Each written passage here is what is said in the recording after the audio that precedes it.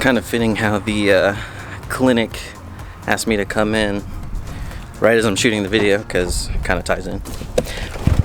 So if the thumbnail and the title didn't give it away, this video is about my time as a medic. And being a medic in the Army is for some a very sacred thing. Got this idea earlier in the week. It's actually from my same patron for the coffee, so shout out to you. Thank you. But yeah, being a medic is a wild thing, and especially in the Army. I'm assuming it's going to be pretty similar for every other branch, whether it's in the Air Force or you're a corpsman in the Navy. But yeah, there's kind of especially like on a line unit, most tend to have a very sacred bond with their medics. This video I'm just going to be talking about that and what it meant to me. First, I got to go to work, see some other people that are not going to call me Doc, but yeah, we'll get into it afterwards, so stay tuned.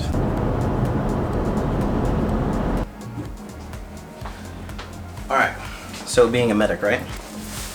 You gotta go through 4 months of training. First 2 months are your EMT stuff, where basically you just learn that you're not capable of doing anything O2 and transport, right? Take a big test, get that out of the way. And then for the next 2 months, you gotta go through whiskey phase. And whiskey phase, that's when you learn the combat stuff, right? That's when you're running into the battle. You get the person off the X, you stop bleeding, you get out of there, start doing your assessment, patch them up, all that good stuff, right? And then you rehearse it.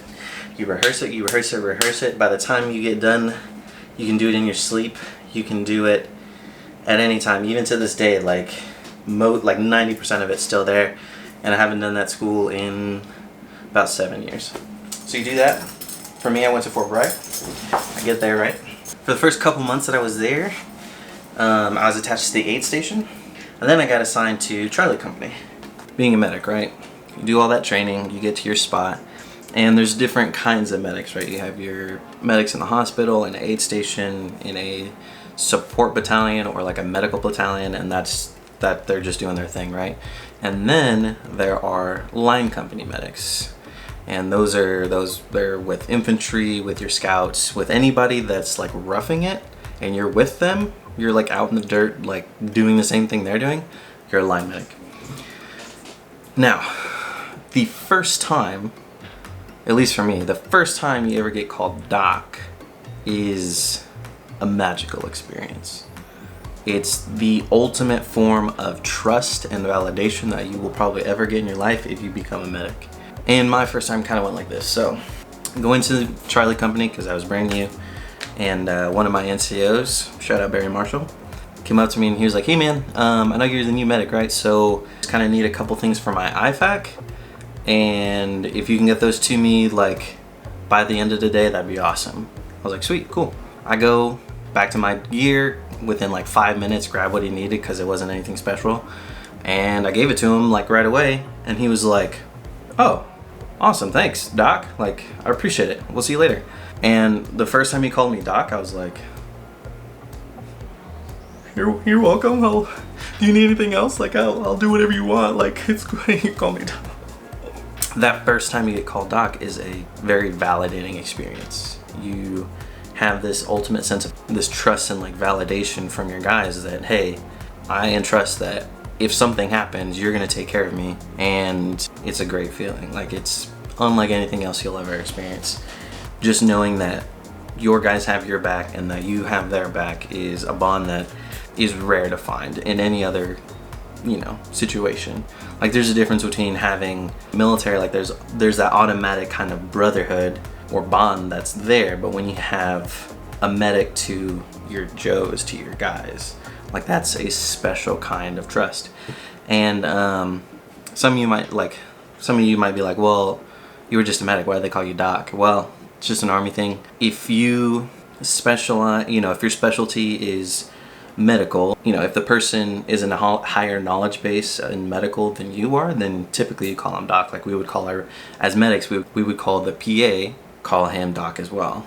And same thing with the Joes. So it was just kind of, it's a sign of respect, term of endearment for line medics. And the first time I ever got called doc was incredibly validating. It made all those months and all those hours of training 100% worth it. It made you want to do it all over again just so you could hear it again.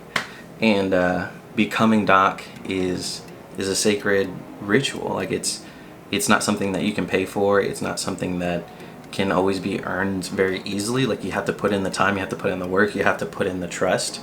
Make sure that your guys know that you will take care of them. Like even to this day, people still call me doc, even though I haven't been in that role for forever, and probably until the day I die. To them, I will be doc, and that's an incredible thing to have. It's an incredible experience to have for myself, and I know this is probably the similar for, you know, for my Air Force people or for my corpsmen in the Navy. Like being called doc it makes everything worth it.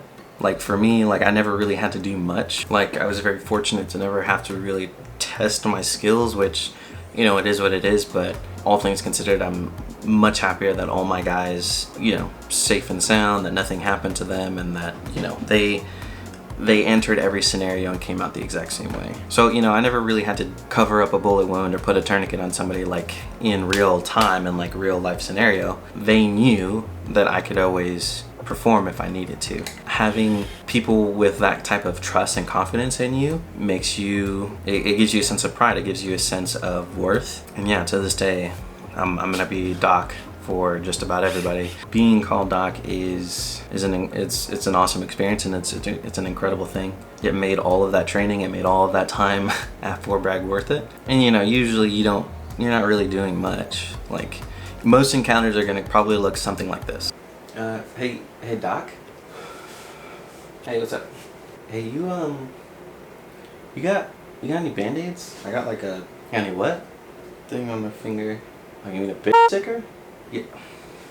Yes. Do you have any bitch stickers? Yeah, I got attitude. Here.